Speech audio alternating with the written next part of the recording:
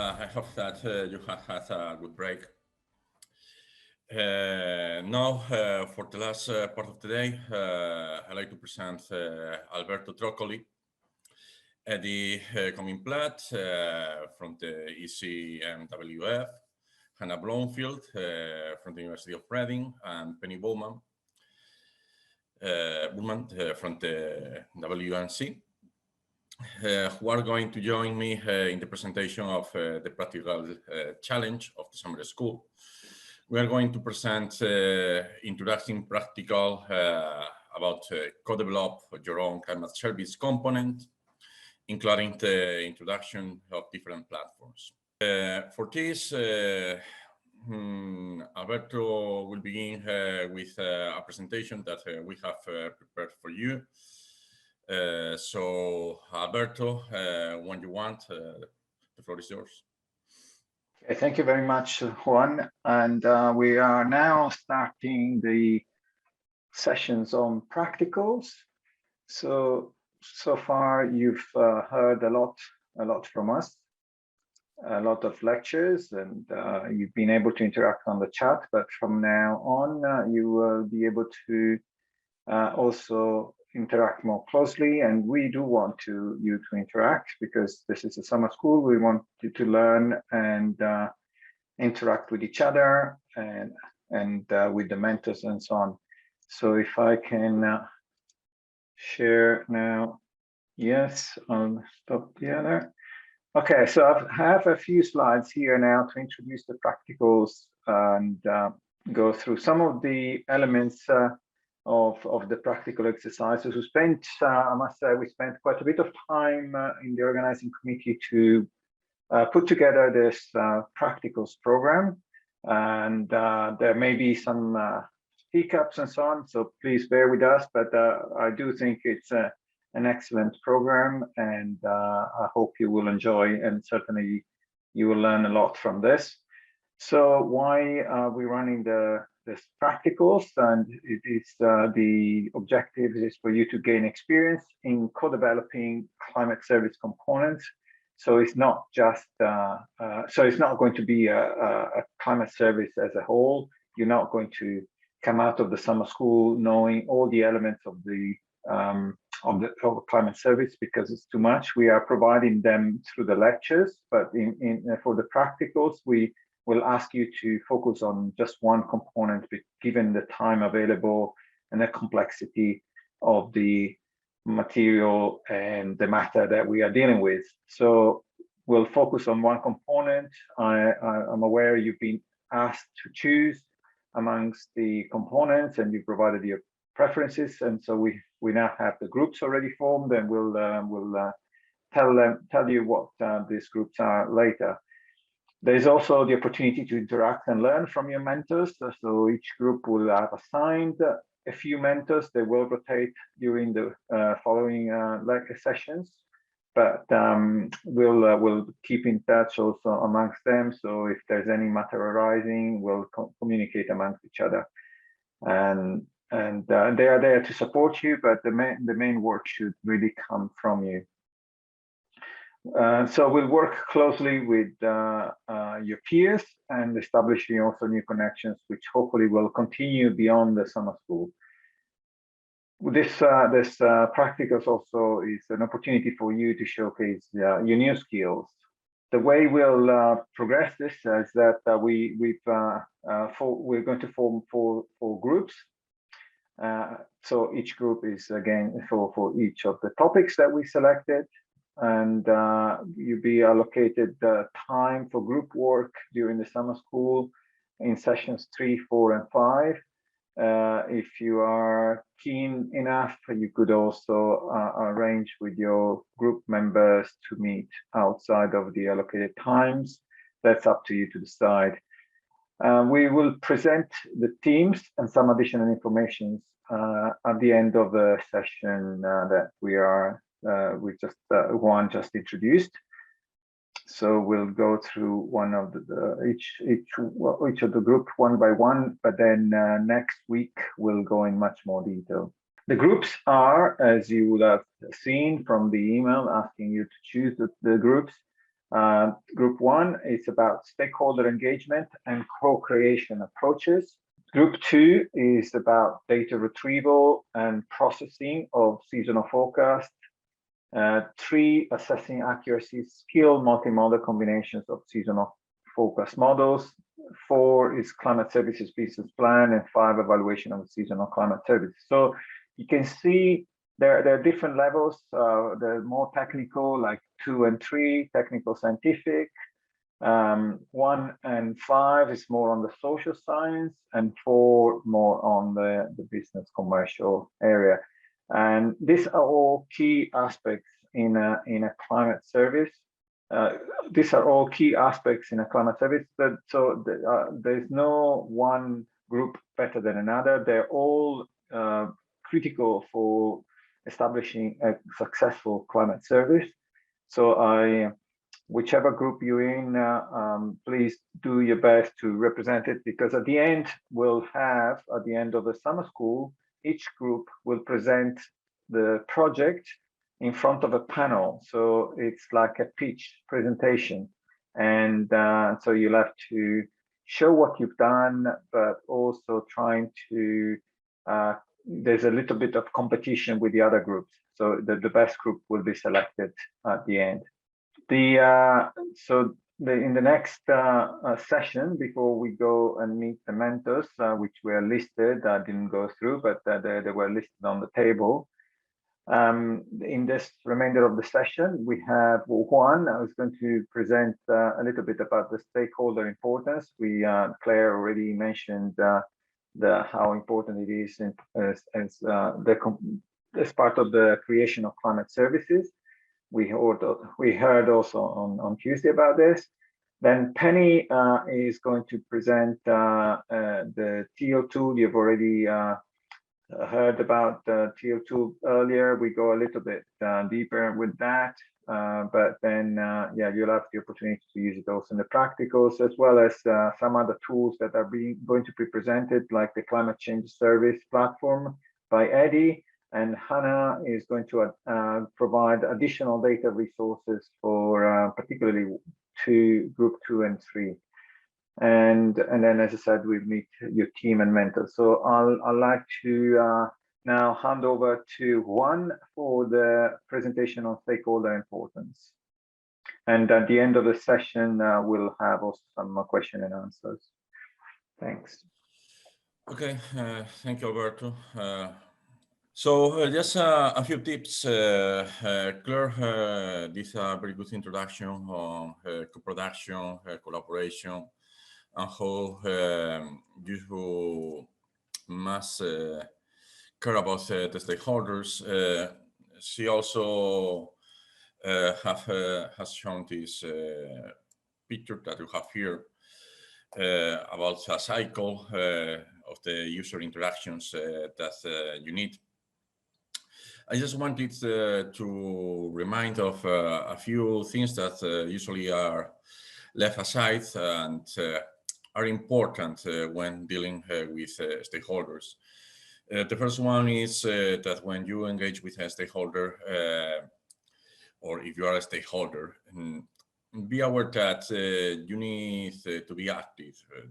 It's not strange the case where sometimes you begin an effort to provide climate services or to try to apply climate services, and at the end is low priority, and you don't get real engagement, and there is some way a loss of force there. So look for active stakeholders and request frequent feedback with meetings, etc. More. There are some issues that you should want to negotiate in advance. Maybe you are working with private sector companies. One of them is data sharing. We are going to show here, as we are showing a lot of tools that you can use, still, for example, but sometimes the stakeholders have very useful data that they can share, and that the stakeholders share the data that they have is critical sometimes. You can use this kind of data also to validate other data that you have previously. So request data to stakeholders in advance if possible. Of course, you should or you could negotiate funding or what you are getting from a relationship, providing climate services. It can be a win-win situation where, for example, the stakeholder provides you data and then you can use the data to get knowledge on it, etc. Also, even you could want to negotiate things like the publication of results and the need of providing confidential reports.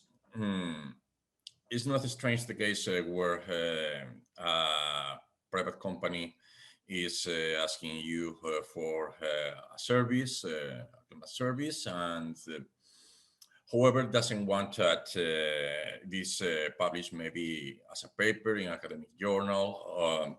Sometimes this can be negotiated or not, but anyway, you should do it in advance.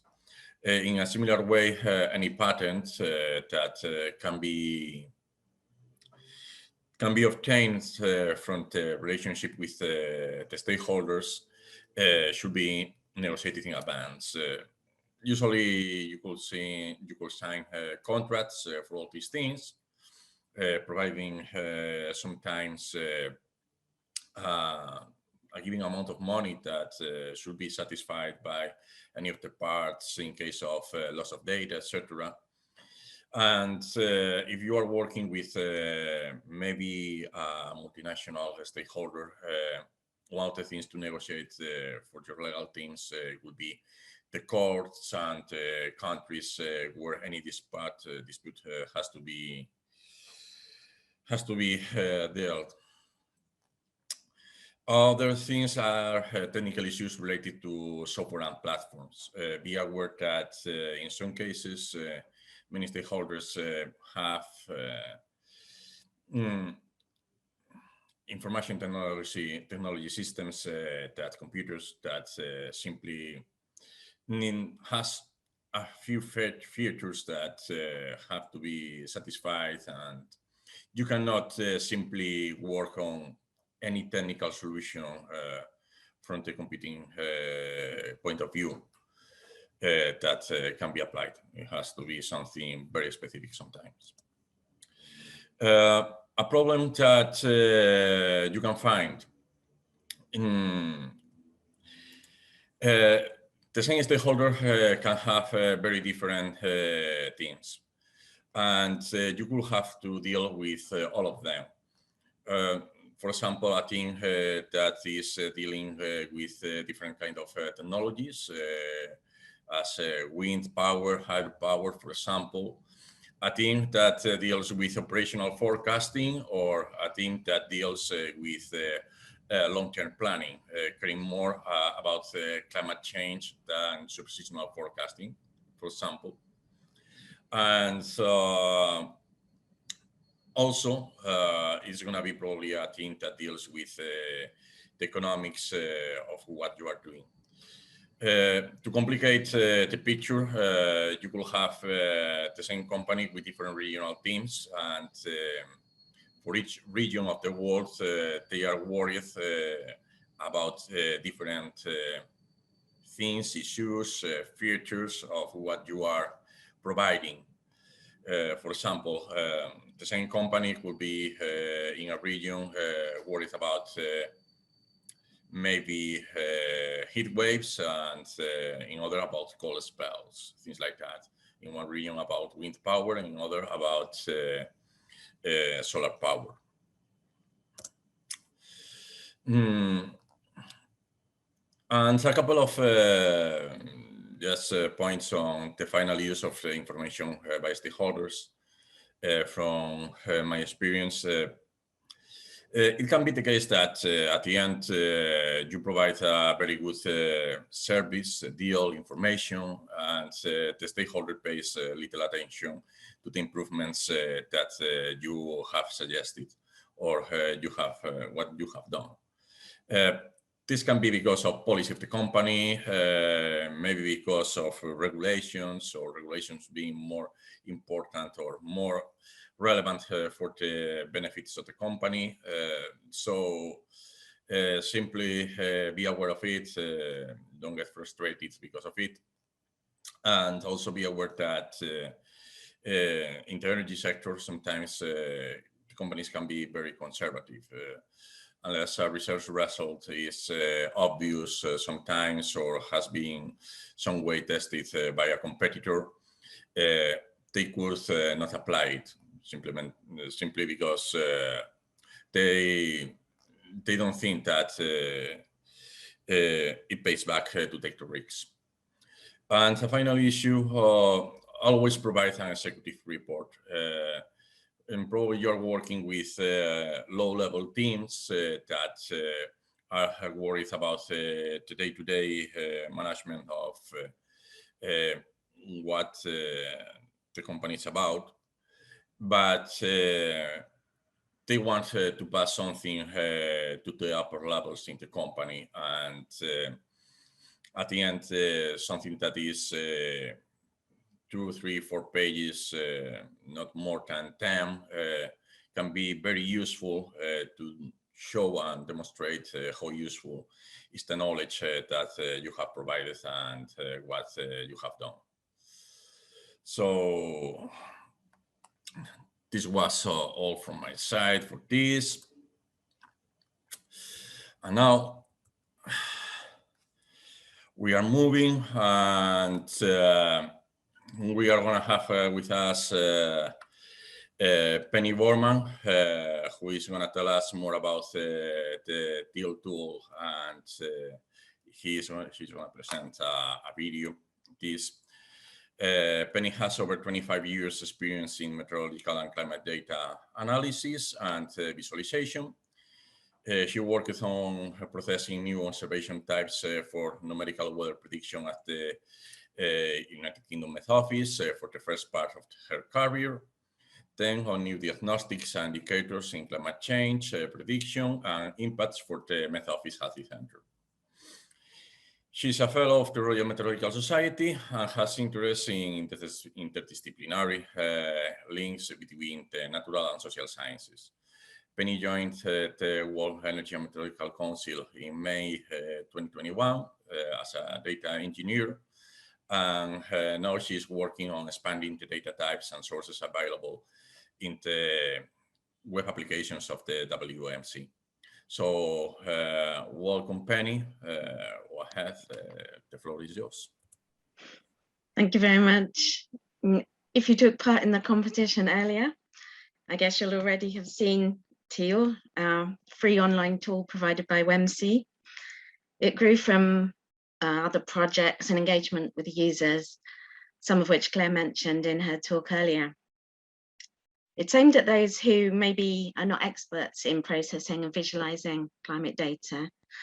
And we hope it will be an accessible and a useful tool as part of those that the summer school highlights to you. So we prepared another short video to describe some of Teal's functions that you might find useful. If I can ask our hosts to play that, please. Thank you. Welcome to tealtool.earth. Teal is a free climate data tool. It's designed to raise awareness about changing climate, helping you to visualize and download data. This overview will give a demonstration of its main functions and some examples of how it can be used.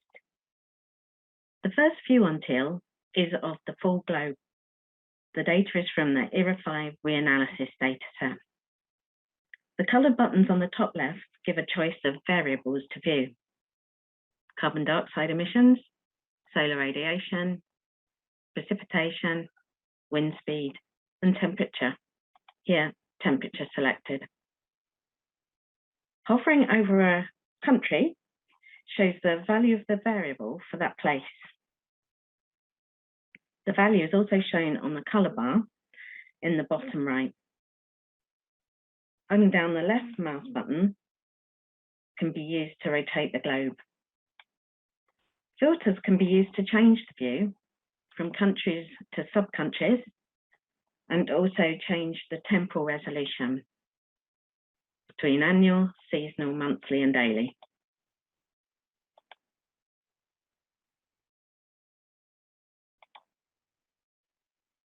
Using the slider, the date of the data on the globe can be chosen. We can click play under the slider to animate the map. To look at a particular country or sub-country area, click on the region to see a graph of the variable over time for that place. The graph can be downloaded as an image, or the data it contains can be downloaded as a file for further analysis.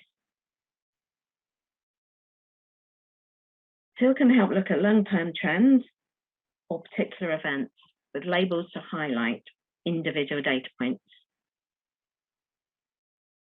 In addition, the mapped data can also be downloaded.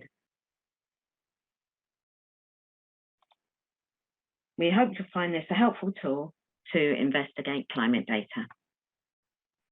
So there's a very brief introduction for you, and I'm sure you might already have some questions to using it earlier, which I think we'll take at the end of the session. And I look forward to meeting some of you in the group work. Thank you. Okay, so I think that we'll have time for some questions, as Penny says, if you have it. If not, we can move to Eddie. Yeah.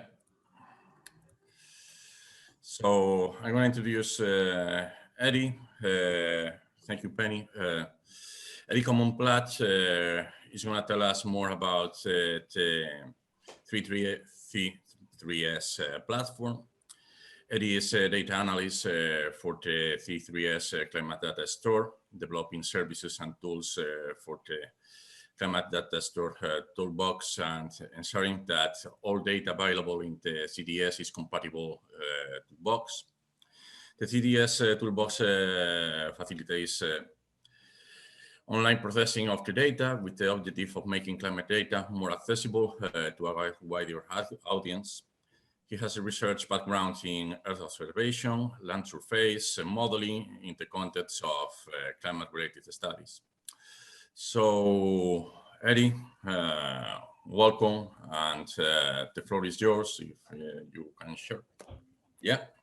Great, you can see my screen. Good afternoon, everybody. I'm just going to run through about 5 slides just to give you an intro of what the Climate Data Store is, why we exist, how we function, and what we do. And then I'm going to throw caution to the wind and try and give you a live demo of our website in action, and we'll see how well that goes when I get there. Okay, so the Climate Data Store basically exists. It's a product of the Copernicus Climate Change Service, and the main objective of the Copernicus Climate Change Service, C3S for short, is to try and make sure that climate data is more accessible so that we can support adaptation and mitigation policies and activities. I believe this work, this summer school is focused on energy, so it was ideas like what will the strength of wind or what will happen to tidal power stations under climate change, those sort of questions. But we're not just energy, we try and answer questions such as on health, such as the prevalence of mosquitoes in the future, what will happen to ski seasons as climates heat up, and how efficient can ports be when sea levels rise, those sort of things. So the Climate Data Store, we had 4 primary objectives. We want to make data discovery simple, and we want to make the data discovery and access simple and relevant. We want to provide online capabilities to process the data and develop easy-to-use applications. We want to enable reproducible research so that when people can go and do some investigating. It's very easy for that person that's doing the research to sort of send somebody a Python script, which not only includes the science that they apply to the data, but it also contains a direct link to the source of the data. And one key thing, and something I hope you take away from this summer school and from this talk, is we want scientists and policymakers and people working in industry to spend less time handling data. We want you to be doing the fun stuff with it. We don't want you to figure out, what is this file? Where do I get it from? What are these units? That sort of thing. So we want people to spend less time handling data and more time doing interesting things. So what kind of data am I talking about? We have 4 buckets of data, and the first one is observation. So this is things like radio sondes, or sometimes we have weather stations that sit on the back of ships and you get a transect over the ocean, or that sort of thing, sort of in situ points we think of, even if those in situ points move around a little bit. We've got climate reanalyses, so that's ERA 5 is the big one, but we have lots of regional reanalyses. So there's the UERA over Europe, and there's CARA over the Arctic, I think. But that's where we take it's the best estimate of our observations and models all together to give us a global gridded estimate of what the climate has been for the last 40 years or so. Seasonal forecasts and forecasting as well. So that's where we basically get our seasonal forecast model and we make that available. So that's really good at giving us what we think is going to happen over the next 3 months.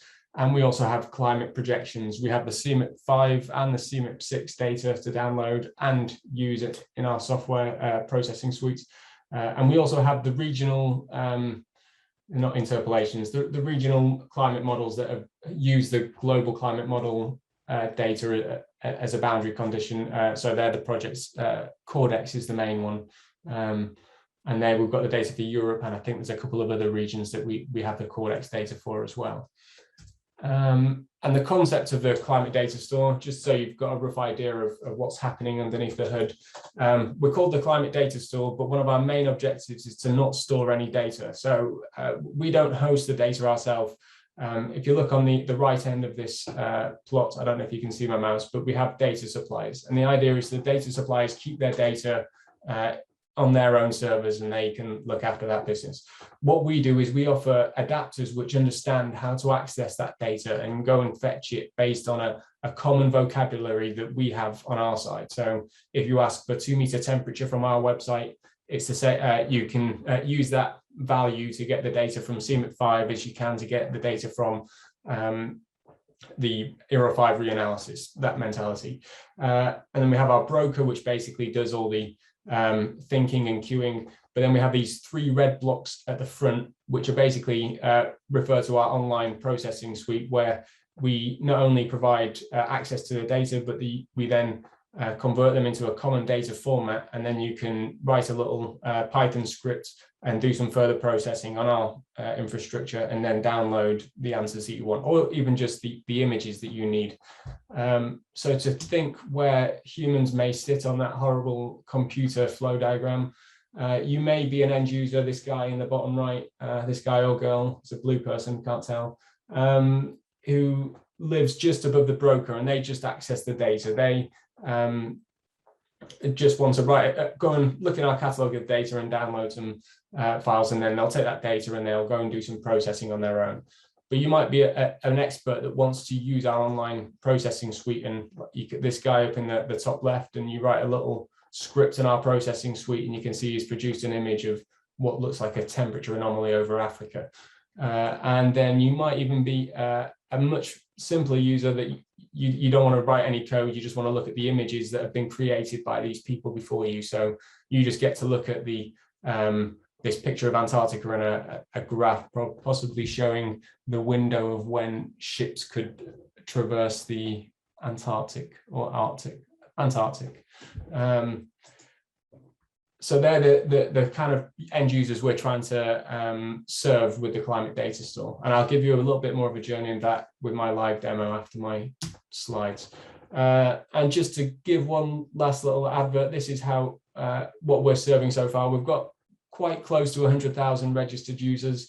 we're serving about 60 terabytes of data a day. We've frequently reached our maximum, which is about 100 terabytes a day, which is we can't serve any faster than that at the moment. So, but we're serving a lot of data to a lot of users and all around the world. That you can see in this diagram, where the darker the green, the more downloads there are. So it's mainly in Europe, but we're serving Brazil, America, and China as well. And that is the end of my slide. So now I can jump into my live demonstration and just try and give a user journey. So you start off on Google, like everybody does when they go on the internet, and you type in climate data store. And luckily we're the first hit when you type in climate data store. And you're here, you're at the home, you want to know, what do you want? You want some reanalysis, monthly averages. Let's see what happens when I type this in. I've even got a typo. And we get this huge list of things that we may want. We've heard of ERA 5. We know that's the really good reanalysis data. That's on pressure levels. What I really want is the one on single levels, which is proving hard to find under pressure. So we'll just go for the pressure levels. There we go. And so here is our page. So on the overview page, you've got a nice description, and we try to make everything as human readable as possible so you can find out, so you can get enough understanding of the data you're looking at. And then we have this huge list of variables down the side. And then some basic statistics of the data you're looking at. We come over onto the download page. Again, we try and keep things in human readable terms instead of the techno jargon that scientists have been famous of in the past. So we just want our monthly average reanalysis, and everything is human sentences, not computer terminology. We've got, you can choose your variable, and again, we try and keep it as simple as possible. In fact, I'm going to go onto the single levels page because the data set's better. Yeah, we've got our variables, and you can see that we break them down by category so they're easier to navigate. And just to give you an idea, here I've picked the monthly average reanalysis, the 2 meter temperature, then you pick a year, your month, a time slice if you're interested. You've also got the choice of picking a subregion, and then you've completed your form, you've decided what data you want to get. Your first option is to click the submit form. If you click on that, it will basically go and get the data for you, and then you can download it by pressing that button there. If I just jump back, but you also get 2 other options. You can show the API request, which I think you're going to, oh, I need to recomplete the form. You're going to be using in your workshops later on today. So you can take the API request, and this is basically some Python code that you can run from your machine and download the data straight into a file on your machine. And the instructions for doing that are actually just in this link here. If I open this up and go to there, and here are some nice, easy to follow instructions. You should be able to do this from any Linux or Mac machine. And I think you'll have some help in setting that up when you do your workshop. The other option is to look at take the Toolbox code. And the Toolbox code I mentioned before is the software that we have online so that you can do some online processing. And if I've still got time, what time am I on, Juan? How much have I got left? Juan?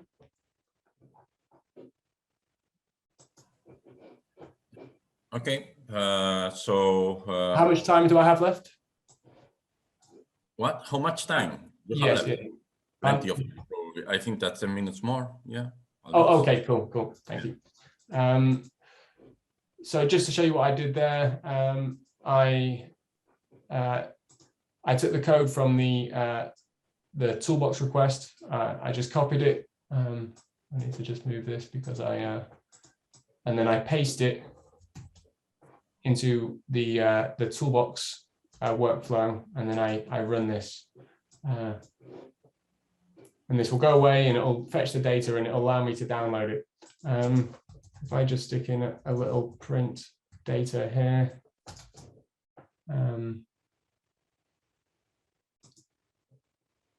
we can see that this is in an X-array data array format.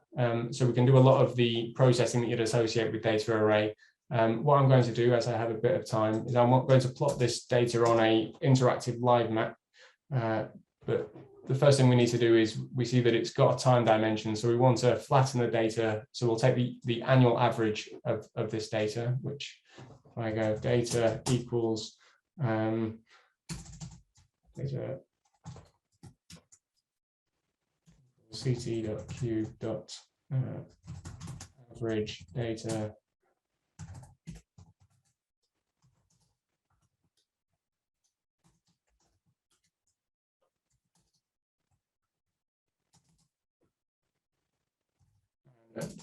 the second thing I'm going to do is I'm going to plot it onto our live map software. So again, I'm just taking some just adding a couple of lines to this script, and hopefully it's going to work first time of asking. So I've taken the data, I've averaged over the time dimension. Oh, I need to convert the units.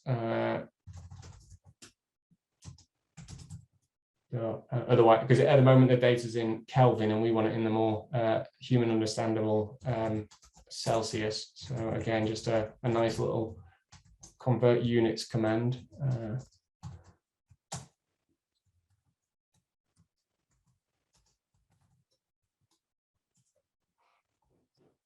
And then we need to tell it that we're going to we want to have a live map output instead of a download point.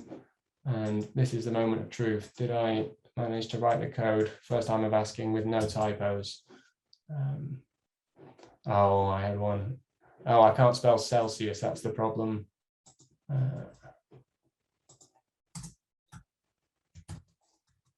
It should be uppercase because it's her name as well.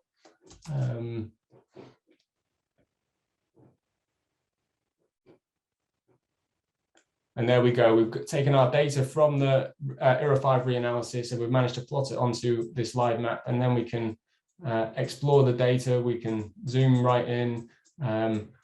There's even the function, we can even add a little click on a child application so that when we click on the map, something else will happen. So again, if I've got time to do this,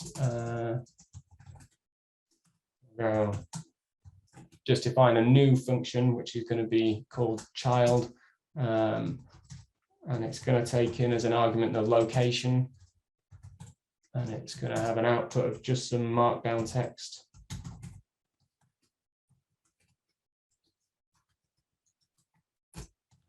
And then we'll make that markdown text the location.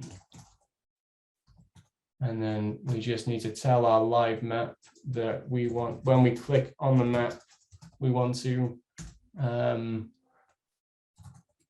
trigger this child application.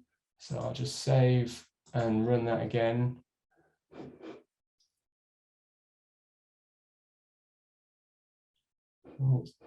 And now if I click on the map, you'll see a little child application opens and it just prints the longitude, latitude and longitude. The idea would be that you would make your child app also, you could then calculate a time series of the data based on your point click. You can also add a series of, we've got a bunch of shapes in our already in the toolbox.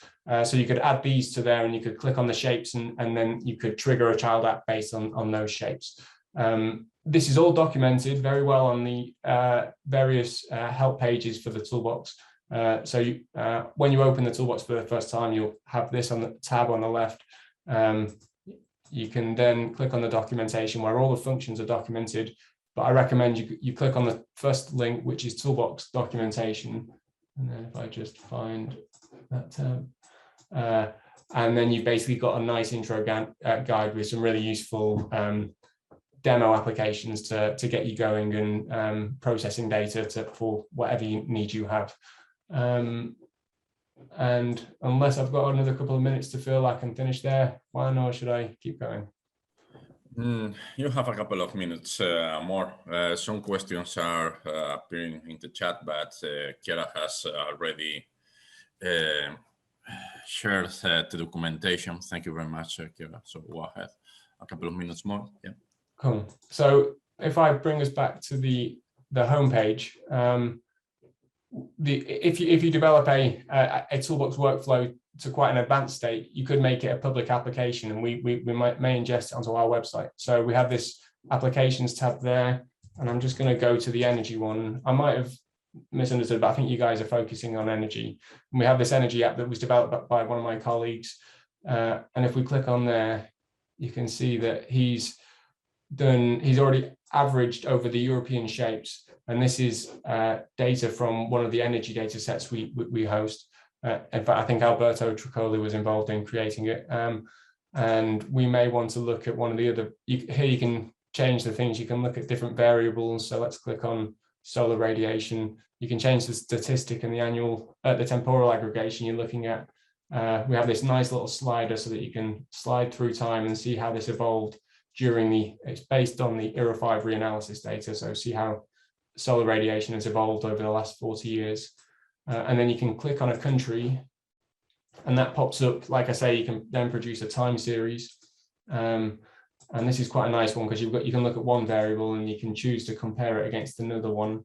So let's compare it against the solar voltaic power generation. And who'd have thought it, solar radiation and solar voltaic power correlates quite strongly. And you can also choose to look at the annual, the seasonal, and the daily output from these models. So I gave you a nice demo of how to get started on a basic one, but if you get quite good at this, you can create a nice technical and interesting application that anybody can come along and just click a few things and find out the information they want. And the added bonus of these applications is the Toolbox source code is there ready and waiting for you to copy it to your clipboard and stick it into your workflow.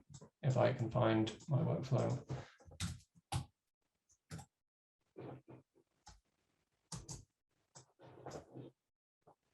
And then you can basically start from the application and then edit it to your needs. Although it seems to be going through a few more steps than mine was going through. So, okay, I'll finish there and take any questions. Okay, thank you very much, Hadi. We have a couple of minutes for questions, 2 or 3 minutes. If you have some up there. Oh, I need to find the chat. I have one that's is related some way to one that somebody made directly to me in the chat before, about using the data from the C3S, and the code. There was something there about the license of the code. I think that when you were moving through the screens, I saw it. Because there were questions about if it is possible to download the code that you have used for publications, that is for academic publications, and to share it. So we do have one example of a data set that was created with the Toolbox, all the data was created in Toolbox. So it went from ERA 5 reanalysis to a bias corrected near surface air variables data set. And they they got a paper published, and then it basically a lot of journals require you to provide the code that you use to publish to produce your data. And they just provided the links to their Toolbox workflows. So yes, all your workflows within the CDS are stored in a Git repository, so they're backed up in that sense. So for the point of view, for the purposes of publishing papers and data sets, you can definitely reference the source code in your Toolbox workflow. If you were to do that, you can, this is I'm still sharing my screen, aren't I? Yeah. So this is your Toolbox editor environment where you have all your applications. There is a kind of a repository with versions of the code that you have done. Exactly, yeah. So you can, here you can see the revision number, and if you want to be very organized, you can tag it and go. Okay, there is another technical question that we have 1 minute is about the environment where the CDS is actually run. That is kind of a cloud service. So the person is asking where are the computations on CDS actually being run? So they're currently being run on a server in Reading, but I think that's going to change soon. And yeah, I mean, there aren't limits. There shouldn't be limits, but there always are. We do our best to try and make things, all our computation done via DAS computations, which means that we try to load as little into RAM as possible, and everything is done by reading and writing to disk. So the Era 5 Explorer, which is one of our more popular apps, I think the underlying data for that is about 200 or 300 gigabytes. So it's, you know, it's a lot of data that's loaded up, but because we don't load it all at one time, we can do that. But what are the limits to how much cores? In terms of the core hours, there are no limits, but you can have up to 5 requests running at any one time. So really, you would just be battling yourself when you're doing these things. Okay. Yeah. It's fine. Well, thank you, Eddie. We have to move there. And we are now introducing Hannah Bloomfield, who will tell us more about additional resources that can be used.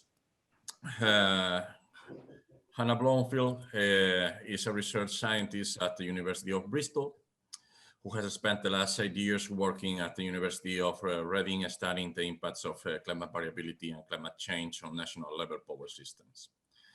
Hannah specializes in modeling UK and European electricity demand and renewable generation. She has also worked on developing those tools for Mexico and multiple regions of Africa. A key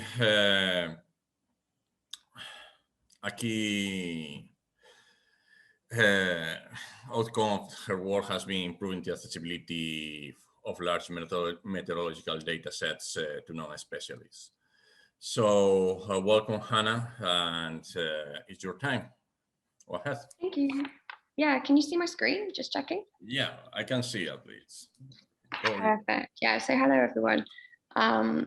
Yeah, this is basically just a follow-up to all the amazing stuff Eddie's been showing you on the climate data store. So there's a lot of different resources out there and ways you can access climate data.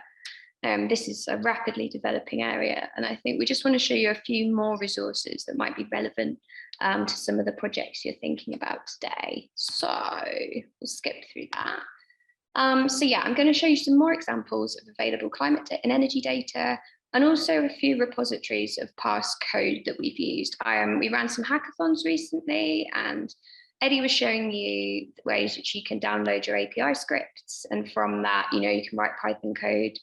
When you've got the code, you then might want to do some things with it, you know, apply shape files, calculate heating degree days, cooling degree days.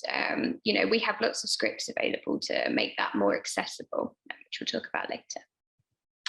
So one resource that's been developed recently is this kind of list of available climate data for use in energy modeling. So predominantly I've worked in energy, and I think this is a very good resource developed by Matteo De Felice. I should note that there's going to be a lot of links in this presentation to things to look at, but we'll make sure this presentation is available to you afterwards, so you can go and click through and look at all the things we're showing. But yeah, this is a really good list. It shows you all of the different available climate data sets that we managed to find when we did a search, and gives you links to them for things like electricity demand, wind, solar, hydropower, over lots of regions, some Europe, some over a larger domain. So I'd encourage you to have a look at a list. I'm just going to take you through some of the products that are on that list. So the first one, because there's been a lot of talk about looking outside of Europe, you know, one way to do this is with a product called Renewables Ninja. So this is a global resource. You can think about wind power and solar PV potential around the globe. From this, so we've got a couple of examples here. For example, if I cared about Paraguay, I could download country level data, either weather data, population weighted or land area weighted. And this is from a reanalysis called MERA2. So it'd be hourly data. So you can get country level things here. You can also pick a point. So here, for example, I've picked Lake Victoria, somewhere where renewable generation could be really useful to combat the hydro problems.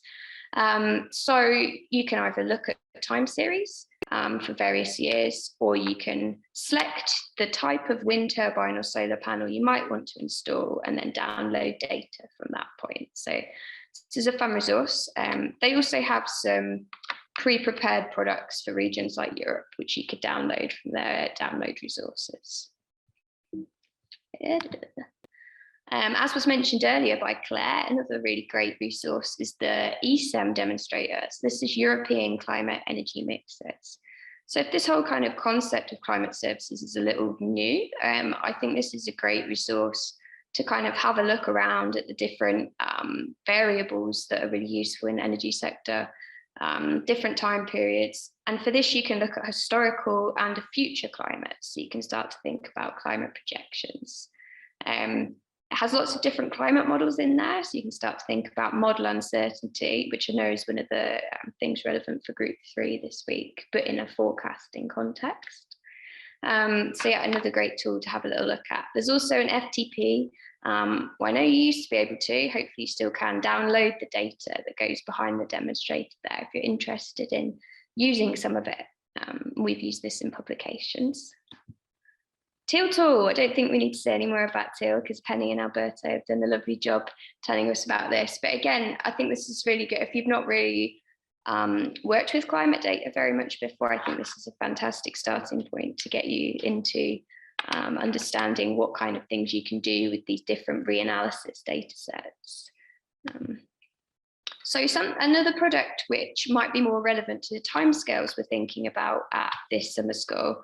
So this is a project that David Brayshaw and I worked on, and this is subseasonal to seasonal prediction for energy, which was a climate services project that kind of ran in parallel to SECLI-FIRM and is now finished. But it produced this online demonstrator tool where you can look at past, because it's not running anymore, but you can look at past operational forecasts. So you can look at subseasonal forecasts. So for us, that was kind of 1 to 4 weeks ahead, or seasonal forecasts, so 1 to 3 months ahead.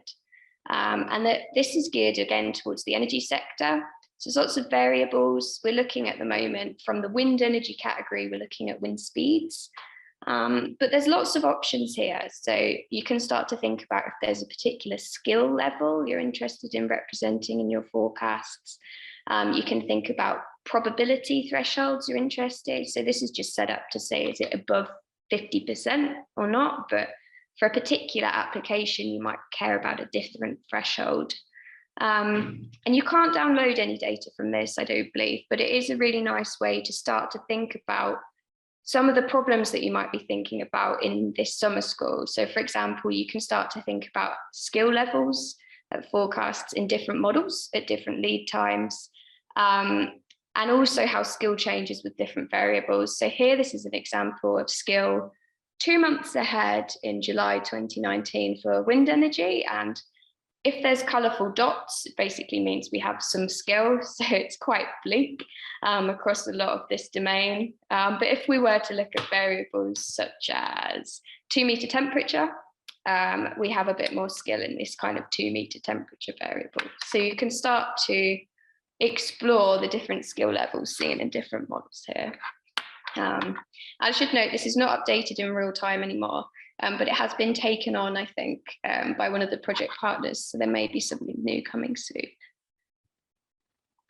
So yes, David and I worked on the project to discuss subseasonal to seasonal prediction for energy, and some of the metrics that are available on there, so the demand, wind and solar power over Europe we developed, and we actually ran a hindcast simulation. So rather than forecasts looking forwards, we ran a set of forecasts where you have forecasts from years which happened before, and we see how well we could have predicted those events. So we have available on the university website, we have a lot of data products, predominantly focused over Europe, where we've already done some of the legwork that Eddie was discussing with you know, getting everything downloaded and getting it into shape files and time series. So an example here gives you the ERA 5 data. So this is a reanalysis data set. This version goes from 1979 to 2018. We've got a few newer ones now. But yeah, we also have forecast data and some smaller zones. So for example, some of you might be familiar with kind of NUTS 1 and NUTS 2 levels. So this goes below the country level, which might be useful in some situations.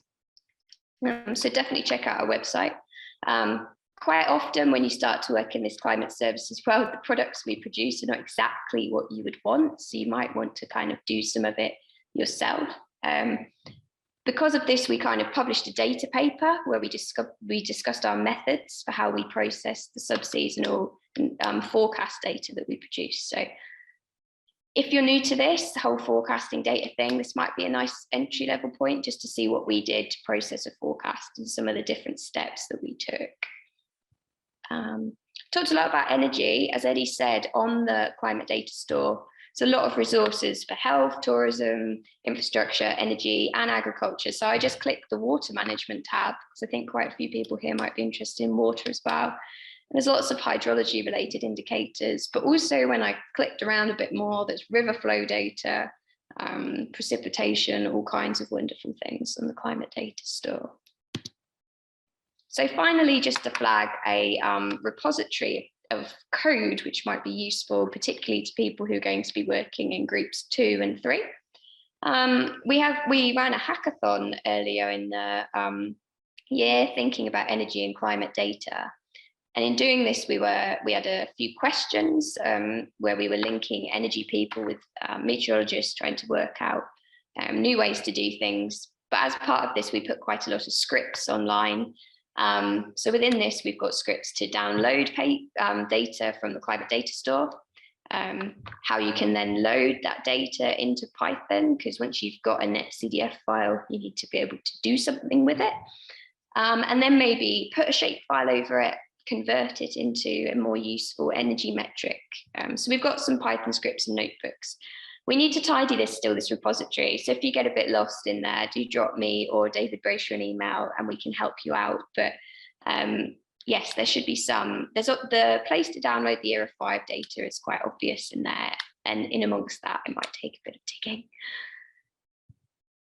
So yeah, thank you. I've given you a little whistle-stop tour of extra things there to think about, as well as what we've had discussed by Eddie and Penny. But yeah, happy to take any questions. And I would encourage you all to look through those links that I've put in there when these slides go online and have a bit of an explore through the resources that we've got. So thank you.